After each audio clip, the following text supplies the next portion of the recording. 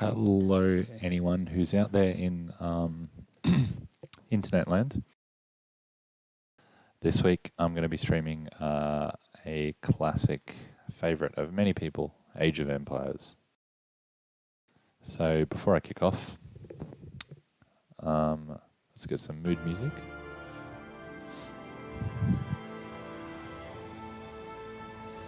So Age of Empires originally came out in 1997 and it was remastered just a couple of years ago. In 2017 it was. So the 2017 release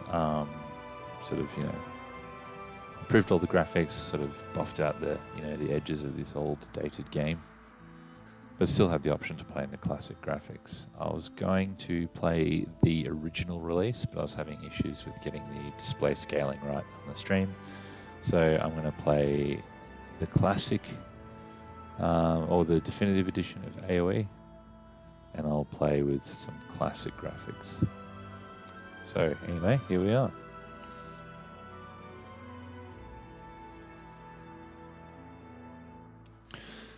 So, as you can see, it's a little bit more polished. If you play the original Age of Empires, it's a little bit more polished than the original game. Although if you do manage to find a copy of the original game, amazingly for something that was released in 1997, it runs without a hitch on Windows 10. Don't have to do any complicated compatibility settings, nothing at all. I put that down to the fact that it was published by Microsoft, and so they probably, there's probably something in the design that, ensured compatibility across all their Windows products. It was sort of, Age of Empires when it came out in 97 was really, it was a program that really helped sales of Windows 95 and then 98. It was that popular. So I'm just going to load up a game with the classic graphics. And there we go. So I've already started this one. So my villagers are plugging away.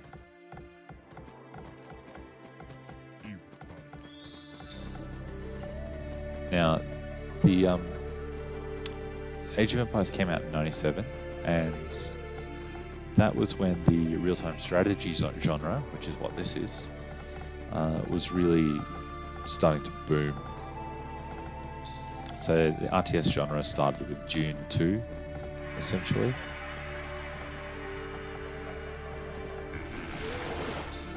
And Dune 2 was, pretty damn popular. And so grab one of these guys, build another house. Dune 2 was pretty damn popular, and it led to this sort of boom in this new genre, real-time strategy games. Now, the early developers were Westwood, who made Dune 2. They went on to make Command & Conquer. And then you had Blizzard, who rocked up to the scene with the Warcraft series. And then it really took off in all sorts of directions. You had Warwind. At the moment, sorry Pete, at the moment I can't actually zoom in classic mode unless I change resolution. So you can set your resolution to lower.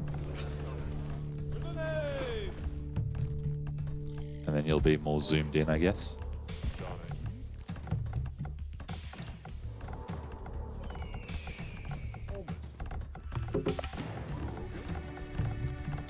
So where was I? So in 97, the genre is well and truly established. And then in 1997, you had couple or three real-time strategy games that came out that were like,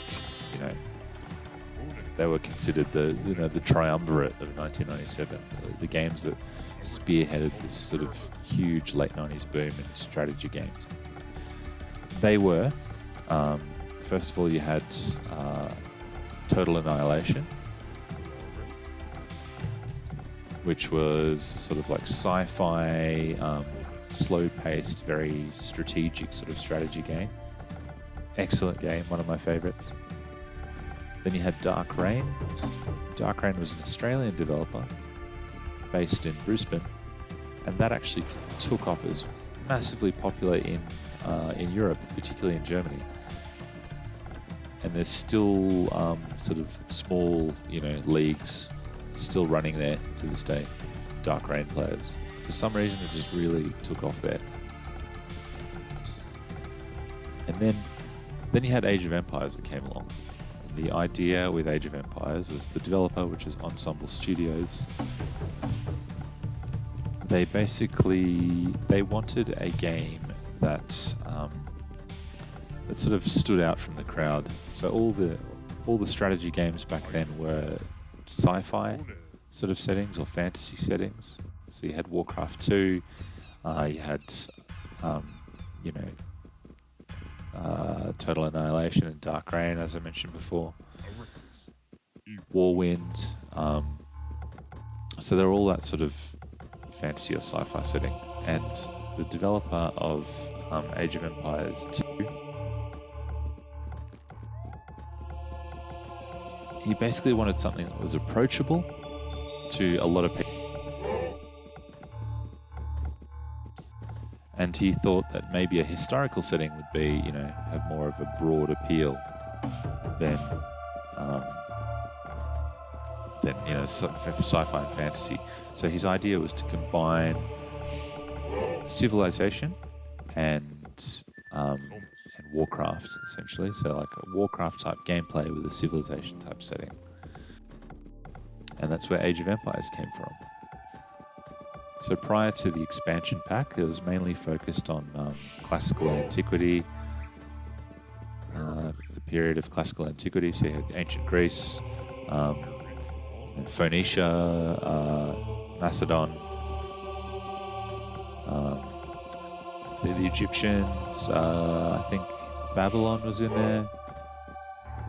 And then in 1998, I think it was early 98 or maybe late 97, there was the Rise of Rome expansion pack, which added Rome, Carthage, and started taking it into the sort of early Roman Republic sort of era.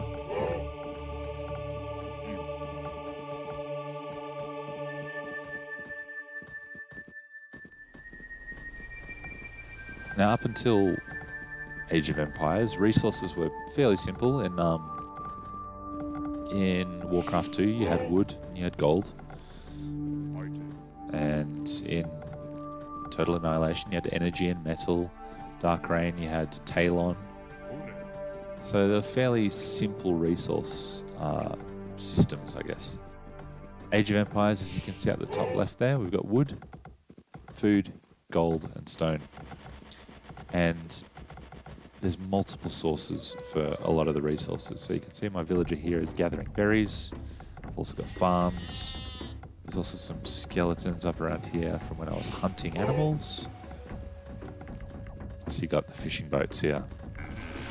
So Age of Empires is really a game about managing, control of your resources. And a lot of the time your resources aren't stationary. You can't just set them up near your base. You've got to go out and look for them. So the positioning of your base is very much determined by the availability of resources.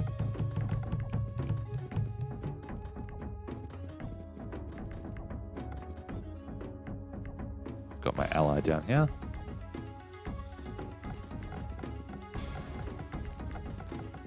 So I added a bit of complexity, but also the graphics. This is, keep in mind I'm running at a high resolution, so I'm quite zoomed out at the moment. But at the time, the detail was just incredible. I mean, you can see the animations here, the detail in the animations.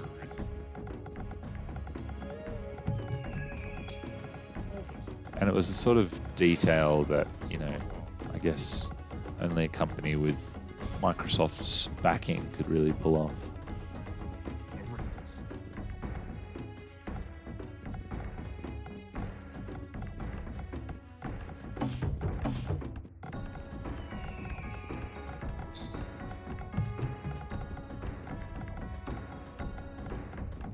Oh, I better start building.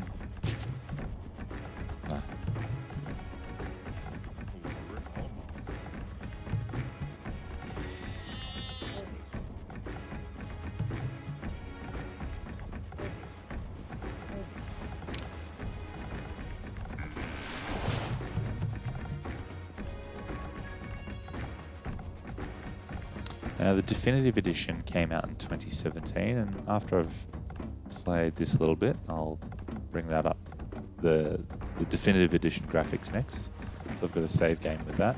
If you buy the Definitive Edition, when you create a custom game, you can specify whether you want to play with classic graphics or with Definitive Edition graphics. Remasters have had a mixed sort of,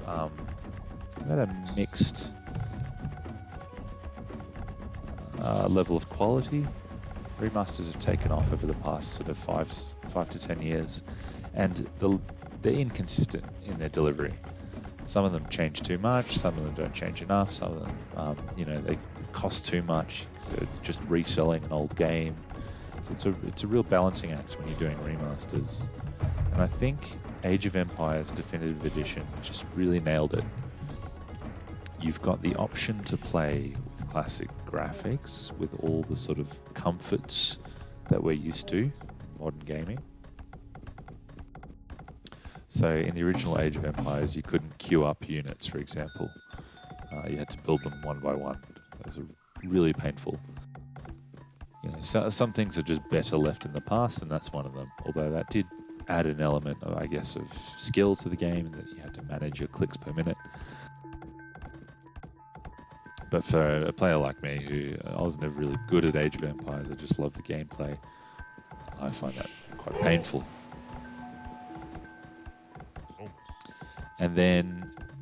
But other than that, they had the option to play in the original graphics, but they had the Definitive Edition graphics, which were they're really beautifully animated. And I'll show that in a second after I go out looking for a fight.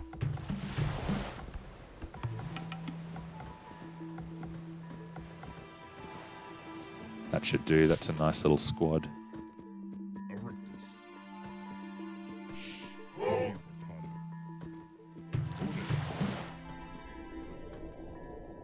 And then you've got, of course, got the unit audio files in Age of Empires, which are pretty much meme-worthy. Let's see if we can build a horse. Yes, a scout. Oh, no scouts. Let's build cavalry.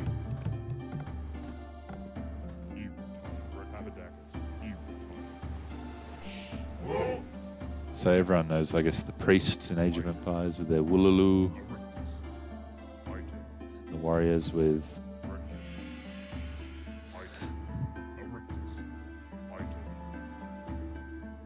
No, my enemy must be out here somewhere.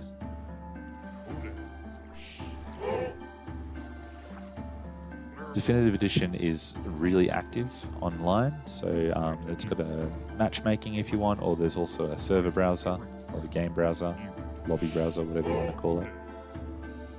Uh-oh. Crocodiles hunting me down. You can hunt crocodiles for food.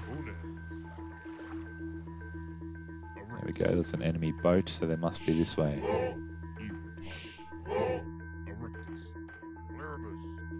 And one of the other win conditions for the game is you can build a wonder, as was, the world, the ancient world of wonders. So, depending on what player or what faction you're playing as, your wonder will look different. So, for example, if you're playing as the Egyptians, your wonder is a pyramid. One of the factions build the Colossus of Rhodes.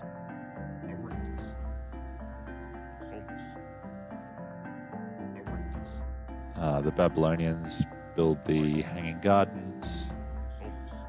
Yeah.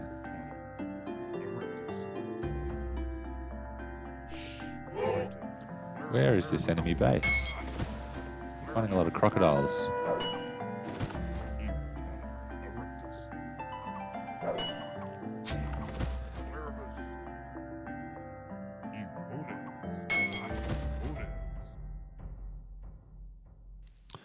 Another thing about Age of Empires, when it was released, is the standard approach to computer players was to basically, if you were playing against the computer, the AI at the time wasn't advanced enough for computers to be a worthwhile challenge. There's my horses. Let's send them out as well.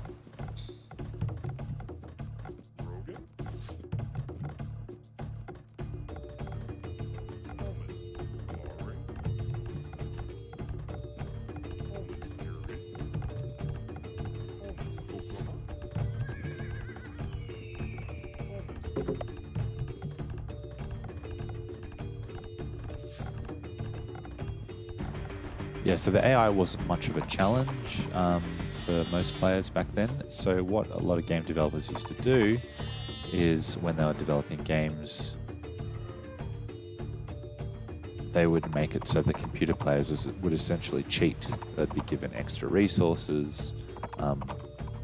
They would be able to build more than one unit at a time, etc. And the developers of Age of Empires basically said, no, we don't want to do that. Oh, here we go. So the developers of Age of Empires said that, no, we don't want to do that. We want to have, our AI play by the rules. And so Age of Empires 1 was at times, I guess, criticized for being a little bit too easy by some players. I found it perfectly challenging. But as I said, I'm not a very good player.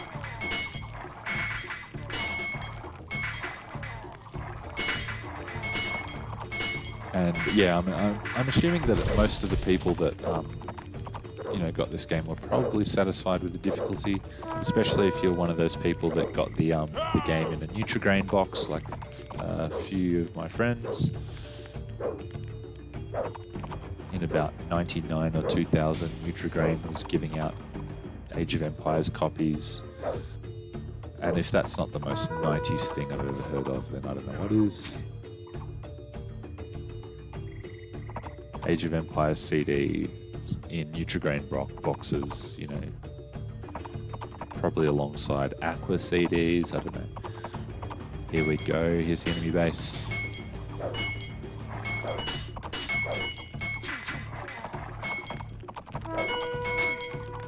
Look at these dudes, the Palmyrans.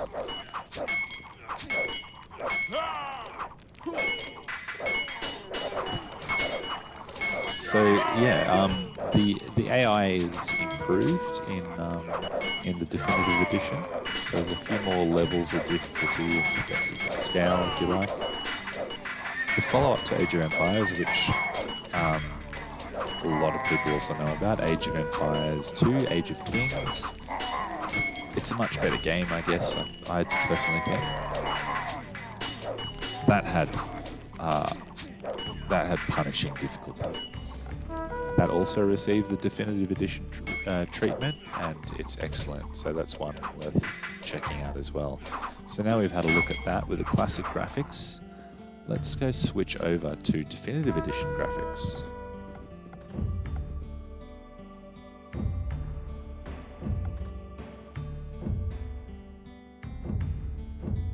I'll save that because I'll probably come back to it and finish it. So you can pick this up. You can pick up the definitive edition of AoE for, I'm not quite sure, maybe maybe $20 or $30, something like that. It's well worth it.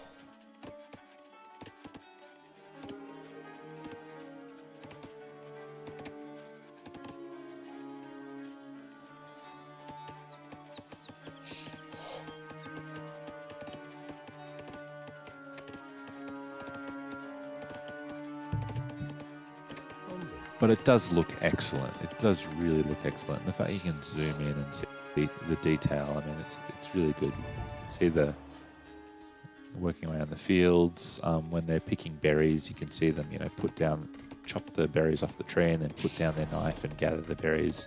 There's a lot of detail.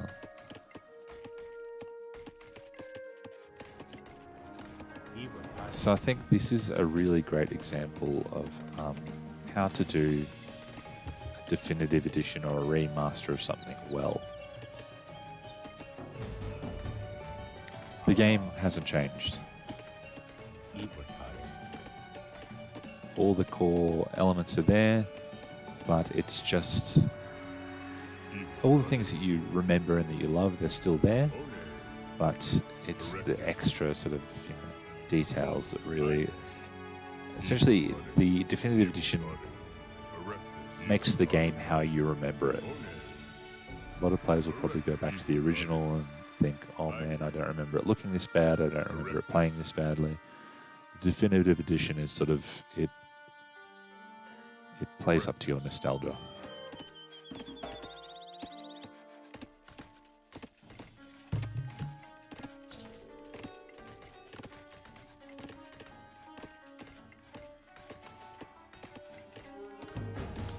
Charles, you're late. Can you tell everyone in the class why you were late?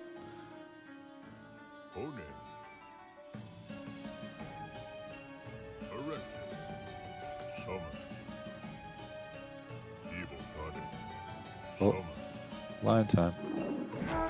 So yeah, a lot of the time, Microsoft or Steam, you can pick this up on Steam and also on the Microsoft Store, or if you've got Game Pass, you can get this you can play it for free on PC. But usually Microsoft sells them Age of Empires 1 and 2, I think in a bundle, sometimes on sales. And they've also done a definitive edition of Age of Empires 3, which I really enjoyed, but it wasn't sort of groundbreaking like Age of Empires 1 and 2 were.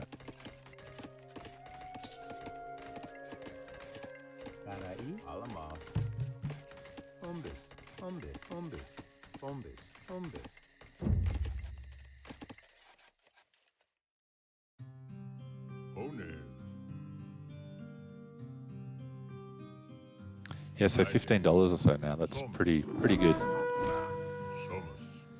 So I'm just playing a custom game at the moment. You can set up, however many players with, however many resources, etc. You can set up alliances and such.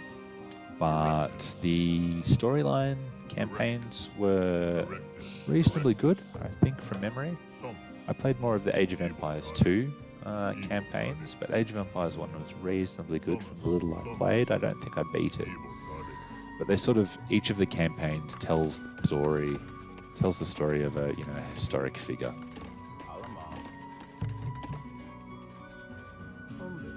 So, I can't tell you who was in Age of Empires 1, but in Age of Empires 2, it was, people like William Wallace and Barbarossa.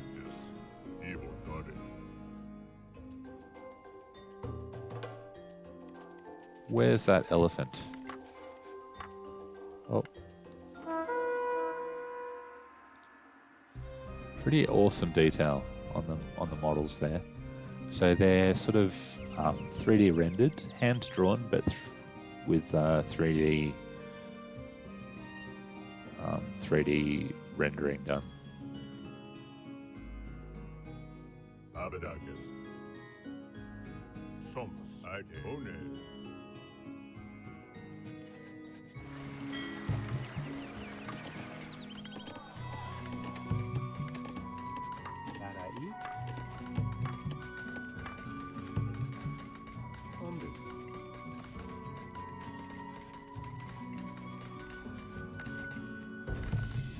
So the difficulty is really customizable.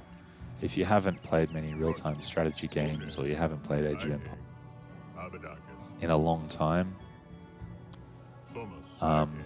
yeah, you're not going to get too badly punished on the easiest difficulty. Although keep in mind that if you do go to play online in multiplayer, you're probably going to get punished. A lot of the players that are online have been playing Age of Empires or just strategy games in general for probably since 1997 and haven't stopped. Some of the diehards never stop playing. It's like that for a lot of old games. So I recently got back into Tribes, which was a first-person shooter from the late 90s, and within seconds of finding a multiplayer server, I was getting kicked all over the place because the players in there were they were godlike, former professional esports players and that sort of thing. If you manage to find an Unreal Tournament server, you'll probably get kicked around the place as well, unless you play on my server, which is called The Game Show UT99. Shameless plug. So the bots on there that fill up the empty spots are they're pretty easygoing. Just watch out if you see someone like myself jump in, because I'm one of those players that hasn't really stopped playing Unreal Tournament since the 90s.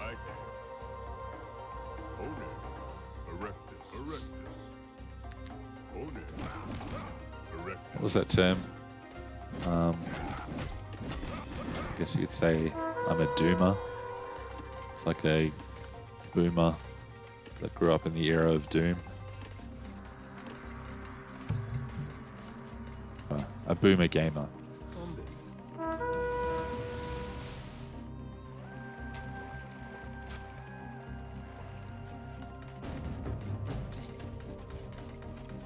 The performance is pretty reasonable. Even on modern PCs, if you're running the sort of definitive edition graphics, it can chug a little bit if you have heaps of units on the screen. Not badly. You'd have to have a fairly old PC to have it chug, but it runs a bit better if you're running in the classic graphics.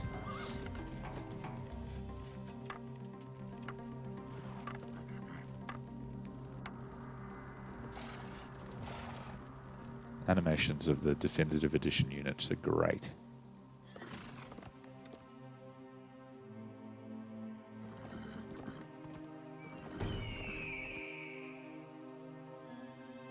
So to finish it off, I'm going to do one more thing.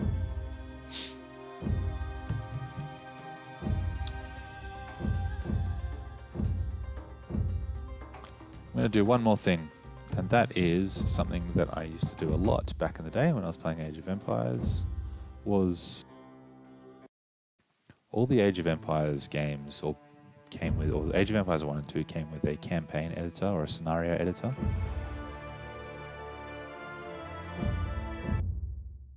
And you could basically build your own maps.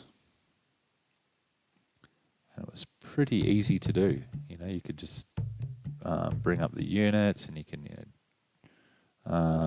drop a couple, like the Flying Dutchman, for example. So you place various units, and of course,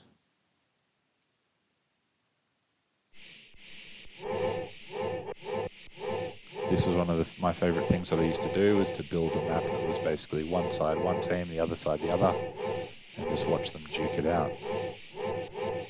Now, I'll probably get my ass kicked here, except I'm going to do one more thing. And that is, where is it? Here we go.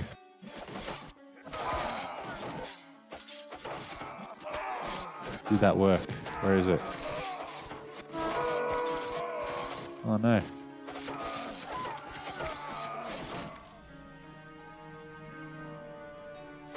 The cheat code didn't work. Let's try in this other game.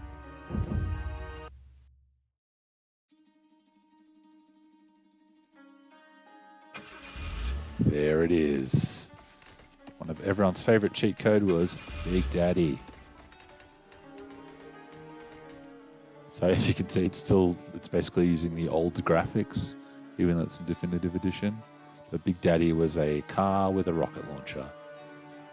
I really miss this about old games. Was cheat codes. They just developers just don't do them anymore for some reason. I don't know why. And yes, I read that cheat code out of a cheat code magazine from 1998, PC Power Play cheat magazine.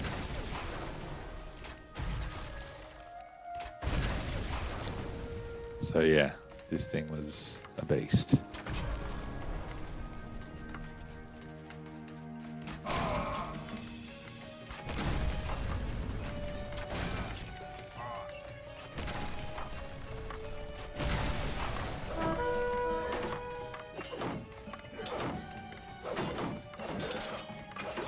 Are they crazy? Are they taking on Big Daddy?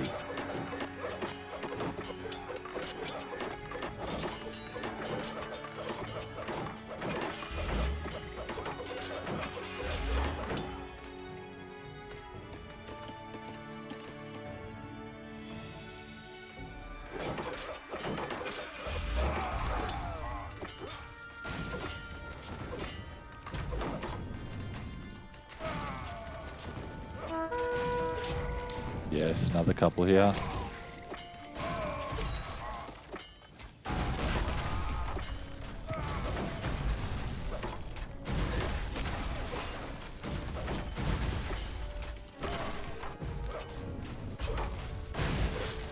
Actually, you can see some of the detail there is when you destroy a building, how they just collapse in the bricks like that. Looks awesome.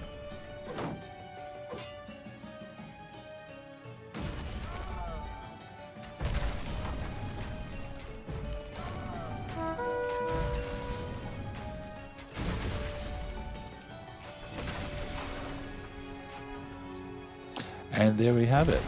So that is Age of Empires. I highly recommend picking this up if you can. It's, you know, decent price, as Joel mentioned. It's only about $15 right now. And grab Age of Empires 2 while you're at it. In fact, if you could pick one and you've got no particular attachment to Age of Empires 1, I'd probably recommend Age of Empires 2. It's got a little bit more depth. It's, you know, got more units, got more tactics that you can use. It refined everything that Age of Empires did well, basically. But that said, you won't be going wrong with the original Age of Empires. It's a classic. Everyone knows it's a classic. So, thank you for watching, and I'll catch you next time.